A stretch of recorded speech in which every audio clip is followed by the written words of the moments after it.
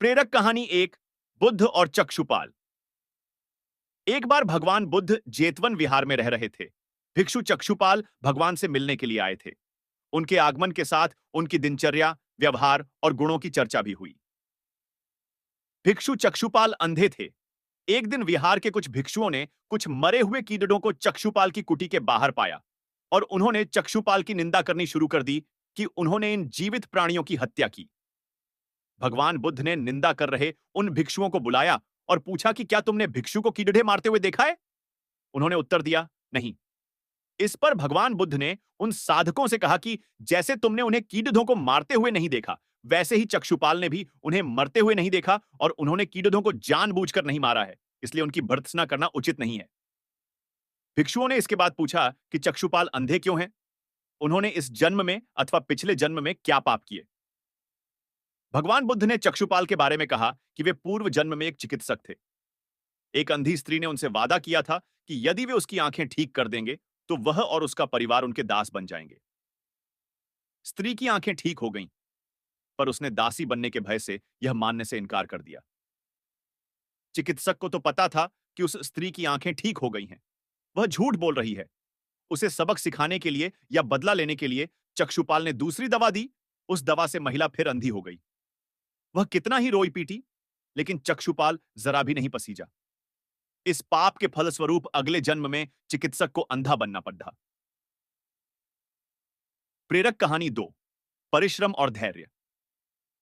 एक बार भगवान बुद्ध अपने अनुयायियों के साथ किसी गांव में उपदेश देने जा रहे थे। उस गांव से पूर्व ही मार्ग में उन लोगों को जगह जगह बहुत सारे गड्ढे खोदे हुए मिले। बुद्ध के एक शिष्य ने उन गड्ढों को देखकर जिज्ञासा प्रकट की, आखिर इस तरह गड्ढे का खुदे होने का तात्पर्य क्या है? बुद्ध बोले, पानी की तलाश में किसी व्यक्ति ने इतने गड्ढे खोदे हैं। यदि वह धैर्यपूर्वक एक ही स्थान पर गड्ढे खोदता तो उसे पानी अवश्य मिल जाता, पर वह थोड़ी देर गड्ढा खोदता और पानी न मिलने पर दूसरा गड्ढा खोदना शुरू कर देता। व्यक्ति को परिश्रम करने के साथ धैर्य भी रखना चाहिए।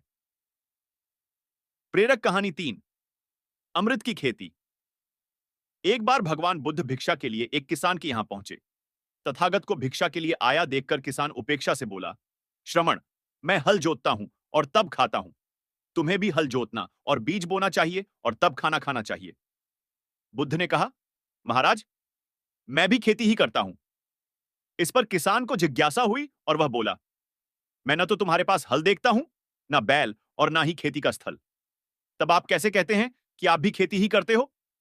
आप कृपया अपनी खेती के संबंध में समझाइए।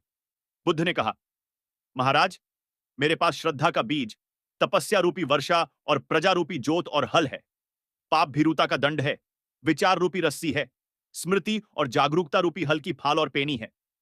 मैं वचन और कर्म में संयत रहता हूं।